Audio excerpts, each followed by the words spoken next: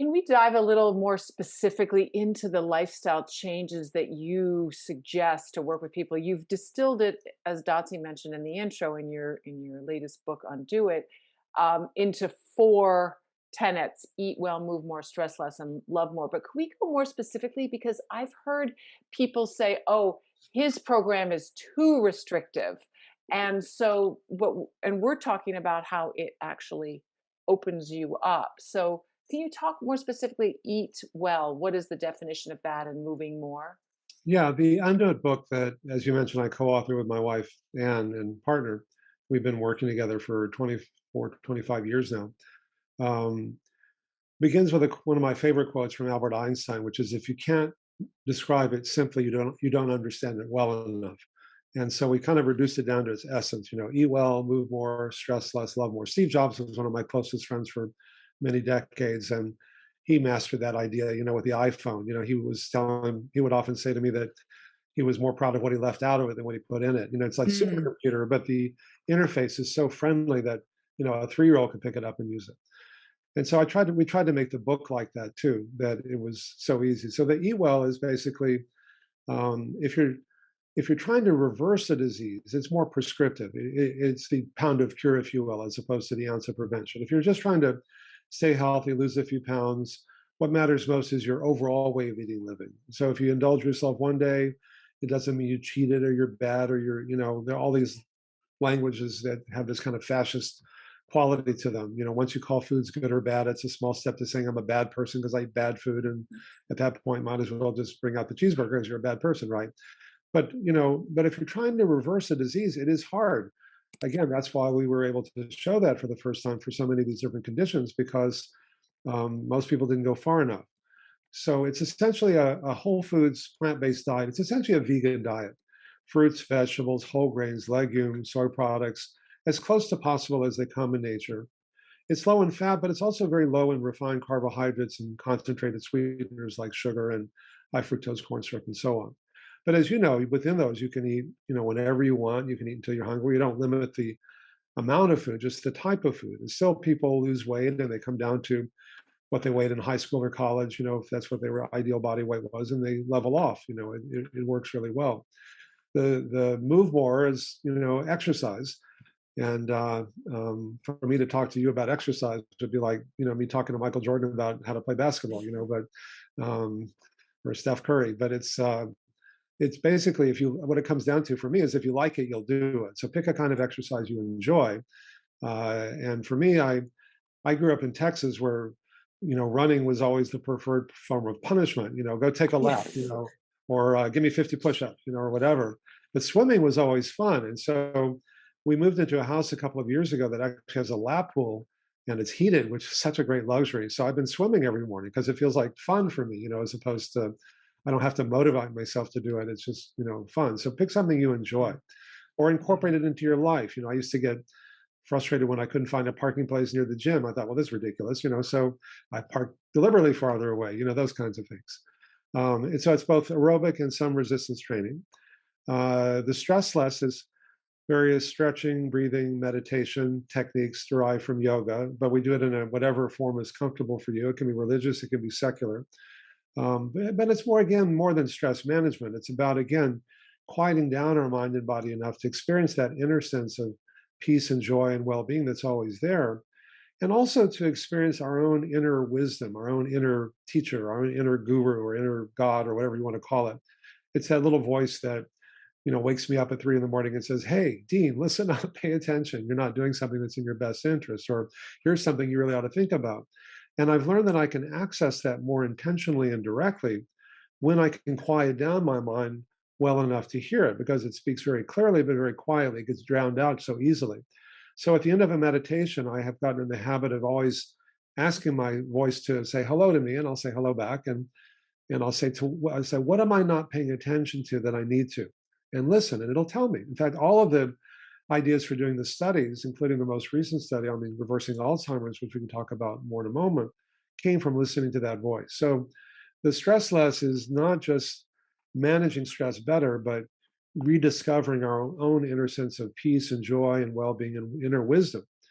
And The love more is the part that people often have the hardest time with initially. They say, okay, I get the exercise, and of course you got to eat. It's just a question of what, but love more, that sounds so touchy feely. And I'd get really defensive and I'd say, oh no, look, this is hard science. Look at our, quantitative arteriograms and cardiac positron emission tomography and radionuclide ventriculography and spectral and blah, blah, blah. And then one day I say, you know what? It is touchy feely. And that's why it works so well, because we are touchy feely creatures. We're creatures of community. That's how we've survived as a species, is to learn to love and take care of each other. And that's part of what concerns me today as things get so polarized and divisive, is that, that's really how we've survived as a species, is to learn to love and take care of each other. But to me, the real pandemic isn't just, COVID-19 or heart disease or type 2 diabetes. It's loneliness and depression and isolation, which I certainly understand from my prior experiences we talked about earlier. But also, with the breakdown of the social networks that used to provide people a sense of love and connection and community, 40 or 50 years ago, most people had an extended family they saw regularly. They had a neighborhood with 2 or 3 generations of people who grew up together. They had a job that felt secure, that they were, at for 10 years or more, got to know their coworkers. They went to these places called offices, they weren't doing it all by Zoom.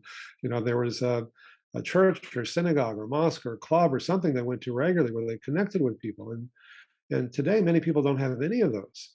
And one of the studies that Ann and I cite in our new book, in the Undo It book, is that the more time you spend on Facebook, the more depressed you are. And well, why is that? It's because it's not an authentic intimacy. It's like, it looks like everybody has this perfect life but you. It's like, here I am in front of the Eiffel Tower with my beautiful kids, and here I am, whatever. And people don't post their demons and their darkness and so on. Whereas if you grow up in an extended family with 2 or 3 generations of people, they really know you. They don't just know your Facebook profile or, the nice things you said about me when we introduced me. They know when you messed up. They know when you were suicidally depressed, or when you got busted, or when you, whatever, broke that window, or, and that they know, and they know that that they know, and they're still there for you. And there's something very primal about, I see you, like in James Cameron's, wonderful film Avatar, which is really from an African proverb, I see all of you. And to be seen in all of you, not just your good stuff, and still be loved and accepted, is profoundly healing. And so in our support groups, they're not just about helping people stay on the diet, as important as that might be.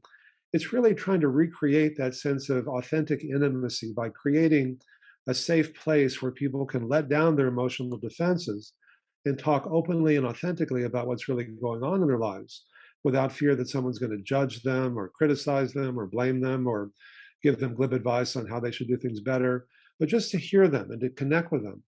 And at first, it's the most thing, people have the most apprehension about it. And yet once they do it, they say, well, okay, well, you're a doctor and you've done all these studies, and I say, yeah, this is really important. And they say, okay, well, I'll do it because you think it's important. But once they do it, and usually on the first or second group, even it's so meaningful, because again, it's such a hunger that we have, a primal need for a connection and community that so often goes unfulfilled. It's why, even though people say, oh, it's so hard, as you mentioned earlier, it's people can't do this. Medicare is paying for 72 hours of training, which we divide into 18 4-hour sessions. So people come twice a week for 4 hours at a time, either before in person, now we can do it by Zoom.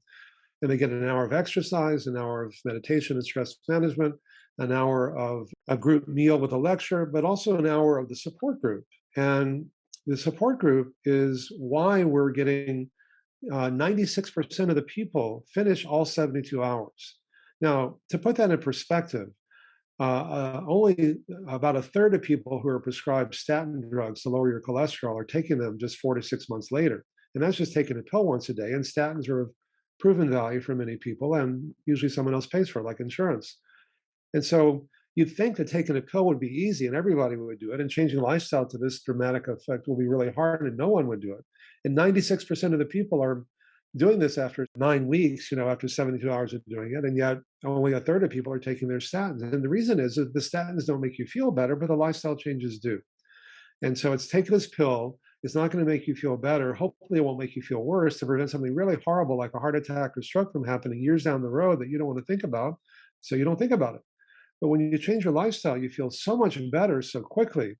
And that's why I love the Game Changers film that we were both in. You know, that wonderful scene that Aaron Spitz did with the three guys and their erectile function. You know that he gave them a single plant-based meal, and then they measured how the frequency and hardness of erections. These are athletes in their 20s, of erections they had at night when they slept, and then they gave them a single plant-based meal.